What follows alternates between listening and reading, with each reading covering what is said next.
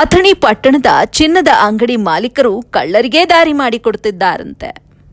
ಅಥಣಿ ಅತಿ ಹೆಚ್ಚಿನ ಸಂಖ್ಯೆಯಲ್ಲಿ ಗ್ರಾಮಗಳನ್ನು ಹೊಂದಿಕೊಂಡಿದ್ದ ತಾಲೂಕಾಗಿದ್ದು, ಈ ತಾಲೂಕಿನಲ್ಲಿ ಅಥಣಿ ಪಟ್ಟಣದ ಗಾಂಧಿ ಮಾರ್ಕೆಟ್ಗೆ ಬಂದರೆ ಸಾಕು, ಎಲ್ಲಿ ನೋಡಿದ್ರಲ್ಲಿ ಚಿನ್ನದ ಅಂಗಡಿಗಳಿವೆ. ಇದೇ ಒಂದು ಚಿನ್ನದ ಅಂಗಡಿಗಳು ಅಥಣಿ ಪಟ್ಟಣದ ತವರು ಮನೆಯಾಗಿ ಒಳಪಟ್ಟಿವೆ. ದಿನ ಬೆಳಗ್ಗೆ 9 ಗಂಟೆಯಿಂದ ರಾತ್ರಿ 10 ಗಂಟೆವರೆಗೆ ಚಿನ್ನದ ಅಂಗಡಿಗಳು ಓಪನ್ ಇರ್ತವೆ. ಇದು ಸಹಜವಾದ ವಿಷಯ.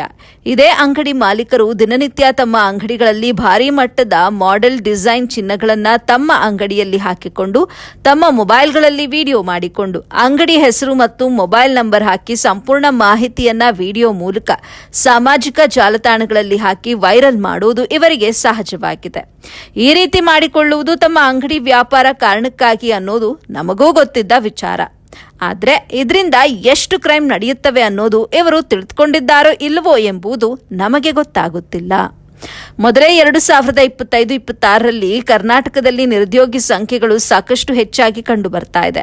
ಅದರಂತೆಯೇ ಕೆಲಸ ಕಳೆದುಕೊಳ್ಳುವ ನಿರುದ್ಯೋಗಿಗಳು ತಮ್ಮ ಕುಟುಂಬಸ್ಥರನ್ನ ಕರೆದುಕೊಂಡು ಜೀವನ ನಡೆಸಿಕೊಳ್ಳುವುದು ಇತ್ತೀಚೆಗೆ ದಿನಮಾನಗಳಲ್ಲಿ ತುಂಬಾ ಕಠಿಣವಾದ ಸಂಗತಿ. ಕೆಲಸ ಇಲ್ಲದ ಮೇಲೆ ಸಾಕಷ್ಟು ಸಂಘ ಸಂಸ್ಥೆಗಳಲ್ಲಿ ಸಾಲಗಳನ್ನ ಪಡೆದು ಅದರಂತೆಯೇ ಸಾಲ ಸೋಲ ಮಾಡಿ ಮಕ್ಕಳನ್ನ ಶಾಲೆಗೆ ಸೇರಿಸ್ತಾರೆ. ಹಾಗೆ ಕುಟುಂಬಸ್ಥರಿಗೆ ಯಾವುದೇ ಒಂದು ಕಾರಣಕ್ಕಾಗಿ ಬಳಕೆ ಮಾಡಿದ ದುಡ್ಡನ್ನ ಮರಳಿ ತುಂಬಬೇಕಾದ್ರೆ ಕೆಲಸ ಇರೋದಿಲ್ಲ. ಎಲ್ಲಿ ನೋಡಿದ್ರಲ್ಲಿ ಹೊರ ರಾಜ್ಯಗಳಿಂದ ಸಾಕಷ್ಟು ಕೂಲಿ ಕಾರ್ಮಿಕರನ್ನ ಕರೆದುಕೊಂಡು ಬಂದು ಗುತ್ತಿಗೆದಾರರು ಕೆಲಸಗಳನ್ನ ಮಾಡಿಸ್ಕೊಳ್ತಿದ್ದಾರೆ. ಈ ಒಂದು ಕಾರಣಕ್ಕಾಗಿ ಸಾಕಷ್ಟು ಜನರಿಗೆ ಕೆಲಸ ಇಲ್ಲದೆ ತಮ್ಮ ಕುಟುಂಬಸ್ಥರ ಕಷ್ಟಗಳನ್ನು ನೋಡಲಾಗದೆ ಜೀವನದಲ್ಲಿ ಒಂದೊಂದು ಬಾರಿ ಈ ಸಾಲ ಮಾಡಿ ಸಾಲ ತೀರಿಸಲಾಗದೆ ಪರದಾಡ್ತಿರ್ತಾರೆ. ಅಲ್ಲದೆ ಸಾಲ ವಸೂಲಿ ಮಾಡಲು ಮನೆ ಬಳಿ ಬರುವ ಬ್ಯಾಂಕಿನ ಸಿಬ್ಬಂದಿಗಳ ವರ್ತನೆಗಳನ್ನ ನೋಡಲಾಗದೆ ಹೇಗಾದ್ರೂ ಮಾಡಿ ಹಣ ಹೊಂದಿಸಬೇಕು, ಸಾಲ ತೀರಿಸಬೇಕು, ಆದ್ರೆ ಕೆಲಸ ಇಲ್ಲ.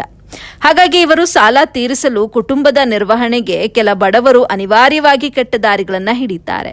ಆ ಕೆಟ್ಟ ದಾರಿಯಲ್ಲಿ ಹೋದ್ರೆ ತಮ್ಮ ಬಡತನ ಹೋಗಬಹುದು ಅಂತ ಕೆಲ ಕಾನೂನು ವಿರುದ್ಧದ ಕೆಲಸಗಳನ್ನ ಮಾಡಿದ್ರೆ, ಇನ್ನು ಕೆಲವರು ಕಳ್ಳರಾಗಿ ಕಳ್ಳತನ ಮಾಡಲು ಹಲವಾರು ದಾರಿಗಳನ್ನ ಮಾಡಿಕೊಂಡು ಚಿನ್ನಾಭರಣಗಳನ್ನ ಲೂಟಿ ಮಾಡಲು ಒಂದು ಹೆಜ್ಜೆ ಮುಂದಿಟ್ಟಂತೆ ಆಗಿದೆ. ಅದರಂತೆಯೇ ಎಲ್ಲರೂ ಕೂಡ ಕಳ್ಳರು ಅಂತ ನಾವೇನು ಹೇಳ್ತಾ ಇಲ್ಲ. ಕೆಲ ಕೆಟ್ಟ ಪರಿಸ್ಥಿತಿಗೆ ಒಳಪಟ್ಟಂತ ವ್ಯಕ್ತಿಗಳು ಕೆಲವು ಜನ ತಪ್ಪು ಹೆಜ್ಜೆ ಇಡುವ ವಿಚಾರಗಳನ್ನ ನಮಗೆ ಕಂಡು ಬಂದಲ್ಲಿ ಈ ಮಾತನ್ನ ನಿಮ್ಮ ಮುಂದೆ ಹೇಳ್ಕೊಳ್ತಿದ್ದೇವೆ. ಇದು ಒಂದು ಗೋಳಾದ್ರೆ, ಮೊದಲೇ ನಮ್ಮ ಅಥಣಿ ತಾಲೂಕಿನ ಗಡಿಭಾಗ ಮಹಾರಾಷ್ಟ್ರವಾಗಿದ್ದು ಅಲ್ಲಿನ ಕಳ್ಳರು ಕೂಡ ಚಿನ್ನದ ಅಂಗಡಿಗಳನ್ನ ಕೊಳ್ಳೆ ಹೊಡೆಯಲು ಹಲವಾರು ಸಂಚುಗಳನ್ನ ರೂಪಿಸಿ ಆ ಸಮಯದಲ್ಲಿ ಕೈಯಲ್ಲಿ ಬಂದೂಕುಗಳು ಚಾಕುಗಳನ್ನ ಹಿಡಿದುಕೊಂಡು ಬಂದು ಹಗಲು ದರೋಡೆ ಮಾಡಿಕೊಂಡು ತಮ್ಮ ಮಹಾರಾಷ್ಟ್ರಕ್ಕೆ ಹೋಗುವ ಅನೇಕ ಘಟನೆಗಳನ್ನ ನಾವು ಇತ್ತೀಚಿನ ದಿನಮಾನಗಳಲ್ಲಿ ಸಾಕಷ್ಟಾಗಿ ನೋಡಿಕೊಂಡಿದ್ದೇವೆ. ಅದರಂತೆಯೇ ಅಥಣಿ ತಾಲೂಕಿನ ಪೊಲೀಸರು ಕೂಡ ಅದೇ ಸಮಯದಲ್ಲಿ ತಮ್ಮ ತಂಡವನ್ನ ರಚನೆ ಮಾಡಿ ಕಳ್ಳರನ್ನ ಹಿಡಿಯುವಲ್ಲಿ ಯಶಸ್ವಿಯಾದ ಉದಾಹರಣೆಗಳು ಕೂಡ ನಮ್ಮ ಕಣ್ಣ ಮುಂದೆನೇ ಇವೆ. ಇದೇ ಒಂದು ಮಾತು ಬಿಜೆಪಿ ಪಕ್ಷದ ನಾಯಕರಿಗೆ ಪೊಲೀಸರ ಮೇಲೆ ಮೊದಲ ಪಟ್ಟಿಯಲ್ಲಿ ಇರುತ್ತಾರೆ.